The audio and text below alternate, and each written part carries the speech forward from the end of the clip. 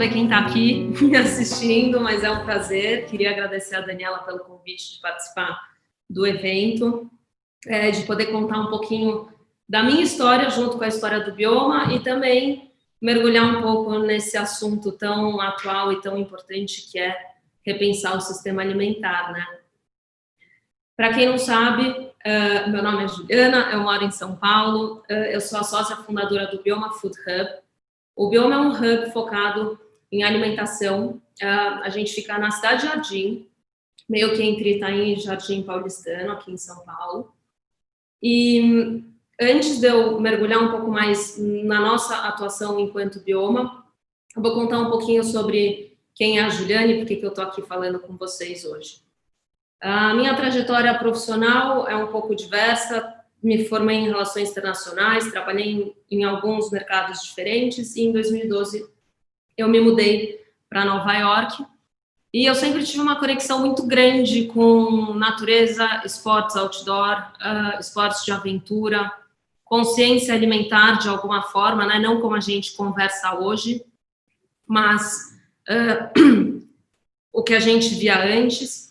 E aí, nessa mudança para Nova York, que tinha tudo para ser o máximo, eu tinha acabado de casar, eu comecei a ficar muito agoniada e angustiada, querendo dar um passo diferente na vida e sem saber para onde. Era aquela cidade incrível, com infinitas oportunidades, e no fim do dia o que eu olhava era aquele monte de gente, aquele consumo desenfreado, olhava os lixos e olhava as pilhas de copo plástico e consumo, e aquilo foi me deixando assim. Eu acho que eu passei quase que um ano tentando entender o que estava acontecendo comigo. Comecei a colaborar com uma coluna para Rosana Jatobá. Quem conhece, é uma jornalista que tinha um portal, Universo Jatobá. Eu trazia o tema Fronteira Verde, então cuidava um pouco de uma agenda verde que tinha lá fora, né? Falava bastante de turismo verde sustentável, opções de turismo barata, e em contato com a cidade, né? Foi muito legal, foi uma experiência muito rica. E eu trouxe esse exemplo porque nem sempre eu pensei que eu usaria a alimentação como ferramenta de impacto socioambiental, né? Isso mudou quando eu entrei no meu mestrado para entender essa relação que tanto me incomodava entre consumo e mudanças climáticas. Eu tive algumas experiências, uma delas foi no Slow Food, Estados Unidos. Eu ajudei a organizar o evento que chama Slow Meat em Denver, na época, e lá me caiu uma ficha. Eu falei, caramba, alimentação cobre todas as frentes que eu gostaria de falar dentro do universo da sustentabilidade, né, que é tão amplo. Então, se você olhar para esse painel dos Objetivos de Desenvolvimento Sustentável e tentar relacionar, olha quantas das ODS estão relacionadas à maneira como a gente produz, consome, distribui e enxerga o alimento, né? São muitas. E aí essa ficha caiu, eu fui caminhando cada vez mais, me aprofundei em comunidades vulneráveis e resiliência, entendi que esse era o mundo que eu queria viver e que essa era uma bandeira que eu poderia levantar, sem ir para os extremos, né? Tentando trazer a consciência para as pessoas. Até o dia que eu voltei para São Paulo e comecei a mergulhar nesse mundo aqui, entender quem é que estava falando de alimentação, como estava se falando. Acho que são mundos muito diferentes. E eu via uma polarização, né? Como bastante coisa que a gente vê no mundo hoje, eu via isso acontecer na alimentação. Eu falava, cara, isso aqui não está certo. Porque até a gente está aqui falando, né, de sistema alimentar, o futuro do sistema alimentar, a gente tem que olhar para ele sistemicamente. Eu não conseguia entender como a gente podia olhar para extremos, então eu não conseguia, por mais que eu faça as minhas escolhas alimentares, eu acho que levantar a bandeira de uma forma muito agressiva, você espanta a pessoa mais do que você traz ela para perto, né? E como é que você vai mostrar todo esse cenário que a gente tem de impacto das nossas emissões? Esse é um gráfico bem básico que eu peguei outro dia da internet para uma apresentação, e eu acho que rapidamente a gente consegue olhar para ele e ver tudo que permeia, né, a nossa produção e o nosso consumo de alimentos e bebidas. E aí, nessa jornada aqui em São Paulo, de volta, tentando entender onde é que eu ia me inserir, como eu ia conseguir mesmo ajudar a efetivar a mudança sem ser dessa forma, tentando me comunicar por redes sociais e tentando a todo custo. Eu sempre tive um pouco dessa... tenho vergonha, não quero falar, então vamos fazer, né? Vamos agir. Então nasceu o Bioma. Eu diria que o Bioma nasceu da junção de alguns fatores, inclusive um deles foi a oportunidade de trabalhar esse espaço que a gente está hoje, né? É um espaço que estava ocioso há algum tempo. O meu marido, Francisco, é meu sócio aqui, então a gente foi junto. E juntos a gente queria fazer um espaço bacana, um espaço diferenciado. É um prédio de uma construção dos anos 70, é incrível. Às vezes nem parece que a gente está em São Paulo, então tinha o intuito de ressignificar também uma parte da cidade, a gente não só falar que a gente está querendo melhorar tudo só de dentro de um espaço e não querer olhar para fora, né? Tem o nosso convívio com a cidade, a gente mora bem perto daqui, era uma intenção a gente conseguir transitar por São Paulo de uma maneira orgânica, andar a pé, sabe? Andar na rua, sentir a cidade, porque de nada adianta a gente falar em preservação ambiental e conservação ambiental e não levar a conversa de uma maneira mais circular mesmo, né? De uma maneira sistêmica. O segundo fator era esse desejo, né, de ter um espaço de trabalho compartilhado um pouco diferenciado do que a gente via que existia aqui em São Paulo. E o terceiro, eu diria que o mais importante, é o desejo de reunir todos os agentes, ou alguns importantes agentes de transformação desse cenário, né, que estejam trabalhando por um mundo melhor através da alimentação. Foi engraçado, começar o Bioma foi provar que a gente poderia trabalhar com um negócio de nicho. Mas por que nichar tanto? Por que afunilar tanto? E aí, para você explicar, você tem que viver, né? Você tem que, talvez, se provar. Era muito óbvio, talvez na minha cabeça, que existia essa tendência de busca por saudabilidade, de busca por conexões melhores, de busca por uma melhoria ambiental através dos nossos padrões de consumo. Então, aqui estamos. Hoje eu estou sentada no Bioma. E a gente se fundou em 3 pilares. O primeiro deles é espaço de trabalho, obviamente. Sala, mesa, cadeira, sala de reunião e uma cozinha com uma bancada laboratório básica. A gente tem Thermomix, alguns equipamentos para equipes de P&D fazerem pesquisas. A gente se fundou no pilar do networking. Acreditamos, sim, no trabalho colaborativo. A gente acredita que para a gente co-criar um mundo diferente do que a gente tem hoje, a gente tem que parar de olhar para aquele que está no mesmo mercado, dividindo prateleira com a gente como competidor, e tentar olhar muito mais como colaborador. Se a gente pegar o exemplo do mercado plant-based hoje, né, que cresce exponencialmente, tem muitas marcas entrando nesse mercado. E você pode olhar uma bebida vegetal como competidora da outra, mas elas juntas vão conseguir chegar lá em Brasília e derrubar os preços, derrubar as taxas que são cobradas hoje, que são altíssimas, que fazem esses produtos ficarem um pouco em desvantagem no mercado se comparado com um produto tradicional, né? Então, obviamente, unir forças faz muito sentido na nossa cabeça. É alguma coisa que a gente tem que passar adiante, sem dúvida, mas a gente faz esse esforço aqui dentro. O terceiro deles, e talvez pelo meu passado e background, o mais importante. A gente não chega a lugar nenhum se a gente não levar conteúdo, informação e educar as pessoas com quem a gente quer falar, ou que não tenham acesso ao que a gente quer falar, né?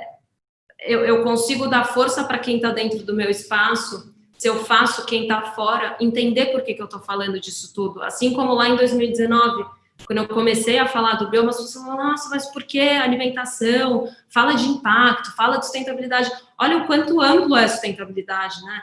Mais amplo ainda é o sistema alimentar. Então, assim, a gente faz um esforço de publicar uma newsletter quinzenal, com um popurrí de notícias que falam de consumo, comportamento, produtos embalados em restaurantes, tendências, tudo que envolve, né, tanto Brasil quanto global. Eu acabo trazendo muita coisa global, porque a gente traz coisa de fora, as ideias vêm de fora. Durante a pandemia, eu me uni ao Augusto Terra da Food Ventures e a gente fez algumas rodadas de Zoom, a gente faz um trabalho colaborativo aí de um escrever um texto, outro texto e trazer pessoas do mercado para debaterem aquele assunto que a gente está conversando. E a gente entendeu que, assim, os consumidores estão demandando melhoras alternativas, a gente quer ver isso acontecer de forma espontânea, orgânica, que todos tenham acesso, mas a gente tem um mundo de oportunidades, a gente não pode falar do sistema alimentar só olhando para esse boom que tem tido dos hambúrgueres vegetais. Eles são importantes, eles fazem parte de uma transição, mas tem muitas outras coisas, né? Tem as fazendas urbanas, tem a produção urbana também, tem o pequeno produtor, enfim, a gente tem que aprender a olhar de uma maneira mais abrangente e parar de olhar só para alguns pontos extremos que trazem mais visibilidade. Dessa maneira, eu fico feliz em falar que em 2 meses a gente está com 5 empresas aqui dentro do Bioma, todas elas olhando para um horizonte de alimentação. A Nude e a Notco, eu não sei se vocês são familiarizados, mas olham para a alimentação à base de plantas. O Food Lab é a Pátio Abundância, que faz um trabalho incrível de capacitação de pequenos empreendedores. Saudabia ajuda empresas que queiram se tornar mais saudáveis ou que estejam entrando nesse mercado agora e tenham esse propósito, né? Então, queiram amarrar o seu propósito ao produto, ter uma narrativa realmente real do que é o produto, e a Água na Caixa, que está entrando aí no mercado para balançar um pouco o mercado que a gente tem de água. Eles não só querem entregar água na caixa de uma maneira diferente, como eles também querem fazer com que o acesso à água potável ocorra de uma maneira mais fácil. E a Notco talvez seja a que vocês mais conhecem, que já está... é uma food tech chilena que trabalha através da inteligência artificial para mimetizar os alimentos provenientes do animal, né? Eu tenho uma filosofia que tem andado comigo todos esses anos, é o famoso walk the talk. Acho que a gente não pode navegar e transitar nesse mundo sem ser fiel à nossa narrativa.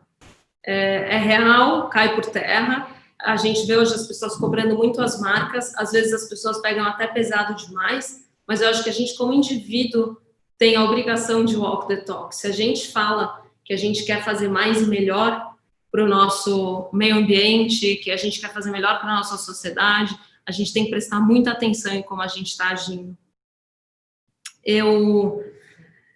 Por isso, dentro do Bioma, a gente faz uma curadoria super interessante de quem entra. Tem que ter um propósito. Me perguntaram isso quando a gente estava começando. Você vai barrar quem quiser entrar? Poxa, se a pessoa não tiver um propósito, se a empresa não tiver alguma coisa que seja alinhada com o que a gente está querendo para o futuro, eu vou, porque senão eu não vou conseguir entregar o que eu estou me propondo. Seria fácil você entregar mesas e cadeiras para qualquer um que queira pagar, ainda mais em tempos pandêmicos, né? Mas, assim, a gente tem que ser fiel ao que a gente está fazendo.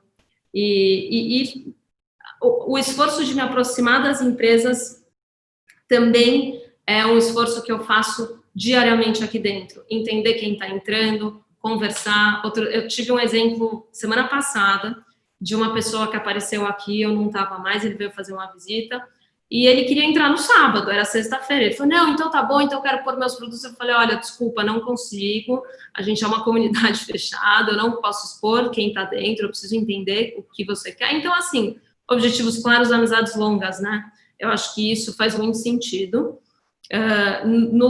na maneira como a gente atua hoje. E agora entrando em o que é falar de sistema alimentar, né? Que eu acho que é o tema principal conectando o Bioma ao evento, ao Forward Summit. Falar de sistema alimentar é falar de uma rede extremamente complexa e interligada, de atividades que geram impacto em todas as esferas da vida humana e não humana. Essa é a minha percepção, é o meu outtake do que é falar de sistema alimentar. A gente precisa falar de produção, a gente precisa falar de processamento, a gente tem que falar de distribuição, a gente tem que falar de consumo. A gente tem que falar de governança e sustentabilidade ao mesmo tempo que a gente fala de desperdício. Então, assim, a gente tem que falar de condições dignas de trabalho, né? A gente fala de aspectos sociais, antropológicos, geográficos. E aí que eu digo que caiu a ficha, né, de que falar de alimentação não era querer ser quem eu não era. Eu tinha um pouco essa dificuldade. Eu falava, poxa, mas eu nunca fui uma foodie, como é que agora eu vou falar de alimentação? Mas é que falar de alimentação é falar de pessoas, é falar de experiências, é falar de tudo. E falar de sistema alimentar é saber olhar para a maneira como as populações globais se alimentam. A gente querer mudar o que a gente tem hoje é muito mais do que só a gente colocar novos produtos que imitam aquele produto tradicional na prateleira. É a gente saber como é que a gente vai alimentar as nossas crianças e a gente saber que a gente precisa reeducar e ressignificar tudo que a gente fez até hoje, né? A gente ainda vive um mundo de extremos. A gente fala de tecnologias exponenciais e de muito dinheiro envolvido em algumas iniciativas em torno da alimentação, especialmente hoje, que a gente fala muito de food tech e rodadas absurdas e grandes de investimento, mas a gente tem uma população passando fome, enquanto a gente tem crianças morrendo de inanição e não tem o que comer no fim do dia, a gente tem uma outra, o extremo oposto, né, de crianças que ficam cada vez, que ficam doentes cada vez mais cedo por conta de um estilo de vida sedentário e da má nutrição. Enquanto um menino não consegue achar o que comer, a gente é ofertado, principalmente em países ocidentais, né? A cada lugar que você vai ser ofertado um snack numa embalagem individual diferente. A gente não pode pegar um avião sem ter uma malinha de comida com a gente. Se não servem para a gente fica mal. Então, assim, tudo isso é repensar o sistema alimentar, né? A gente não precisa falar só de nós enquanto indivíduo, a gente pode falar do quanto é complexo isso, de como é que a gente vai fazer essa balança funcionar, né, de acordo com o que a gente precisa. Existe um debate muito grande aí de tirar o animal da equação, então a gente está tirando o animal da equação, a comida que ele comeria a gente come, a gente também degrada muito menos aquele solo. É maravilhoso tudo isso, mas eu acho que a gente tem que pensar como a gente ajuda uma população que não somos nós, né? Um exemplo muito vívido que eu resolvi trazer para cá foi que nessa jornada eu tive uma filha que hoje tem 3 anos e quando ela fez 1 ano eu resolvi fazer uma festinha para ela. Eu falei, eu vou fazer ela faz aniversário em julho, né? Julho é o mês plastic free. Então eu falei, eu vou fazer uma festa plastic free e uma festa de comidas feitas em casa, saborosas, né? Minimamente processadas, com suco natural, com água de coco natural, etc e tal. E aí, eu tenho algumas percepções, algumas reflexões que eu trouxe dessa experiência. É que, para fazer uma festa plastic free, eu tive que ir num lugar comprar as coisas que não vinham embaladas e que não eram de plástico. Mas nesse lugar, a cada lugar que eu entrava, eu ganhava um lacre plástico. E quando eu recusava, a pessoa me olhava, tipo, por que você está fazendo isso? 2, é que você fala que você vai fazer uma festa infantil sem ofertar toda essa gama de guloseimas que a gente sempre acreditou que faz parte da infância, é quase que um ato de, sei lá, terrorismo que você faz com a criança, né? Ninguém consegue ponderar que o difícil é a gente inserir isso na vida da criança e depois tirar. Quando ela chega na fase adulta, fala, nossa, mas, poxa, você não deveria estar comendo assim, né? E aí, eu caí na real que quando a gente fala de regenerar o sistema alimentar e quando a gente fala de repensar o nosso consumo, a gente não pode se distanciar da indústria, a gente não pode se distanciar do que a gente tem hoje, enquanto sociedade. A gente tem, né, uma grande indústria aí, e quem não precisa deles é muito privilegiado. Eu tenho o privilégio de ter tido educação, eu me considero uma pessoa, né, enfim, eu venho desse lugar onde eu tive todo o acesso que eu pude, então eu consigo sair, comprar um alimento menos processado, ter tempo de cozinhar, ter tempo de aprender. Mas como é que eu posso pedir isso de um indivíduo que não entende a diferença entre a proteína animal e a proteína vegetal, ou que não sabe diferenciar nem mesmo o que é o carboidrato da proteína? Como é que eu vou falar para ele, olha, agora você vai balancear a sua dieta dessa maneira? Enquanto ele sai de casa às 6 da manhã, volta para casa às 8 da noite, preocupado com o que ele vai dar para o filho comer. Mas na hora que ele está no trânsito entre o trabalho e a casa, ele passa em várias bancas ou estações de comida e o que ele tem para comer é a comida porcaria que a gente não quer comer e que a gente sabe que não é boa. Então, por que a gente oferta isso para a maior parte da população, né? Então, tem alguma coisa em desequilíbrio aí. Eu sempre repito que repensar o capitalismo, a gente vai demorar muito, né? Como é que a gente pode coexistir com ele, ressignificando ele? É a mesma coisa com a indústria. A gente quer se distanciar, a gente quer ter hábitos mais saudáveis, a gente quer cozinhar em casa, mas a gente precisa conseguir também fazer com que essa indústria ressignifique o que a gente tem hoje. E aí a gente vai conseguir levar muito mais qualidade e muito mais saber e muito mais entendimento para uma população que hoje não consegue. Aí sim, eu acredito que a gente vai impactar de forma realmente significativa o mundo. Para concluir, né? É muito difícil responder essa pergunta, o futuro do sistema alimentar, quem sou eu para fazer isso? Estou nessa busca junto com todo mundo, mas o futuro do sistema alimentar é entender que o pequeno produtor pode ser conectado à startup que está aqui dentro, por exemplo. E a startup não necessariamente precisa ter um volume tão baixo, a gente pode tentar mapear diversos pequenos produtores. Repensar o sistema alimentar é repensar como a gente faz a logística dos produtos. Se a gente puder consumir produtos mais locais, que estejam num raio mais próximo nosso, será maravilhoso. Repensar o sistema alimentar é repensar todas as embalagens que hoje estão disponíveis no mercado, né? E quanto de embalagem a gente precisa? Como é que a gente vai oferecer aquele produto que a gente está pondo na prateleira, né? A gente não vai deixar de consumir o industrializado tão cedo. Mas então, por que a gente não facilita para que esses empreendedores e essas cabeças pensantes tenham muito mais alinhamento na hora de nos dar novas opções, né? Essa é uma frente que o Bioma ataca.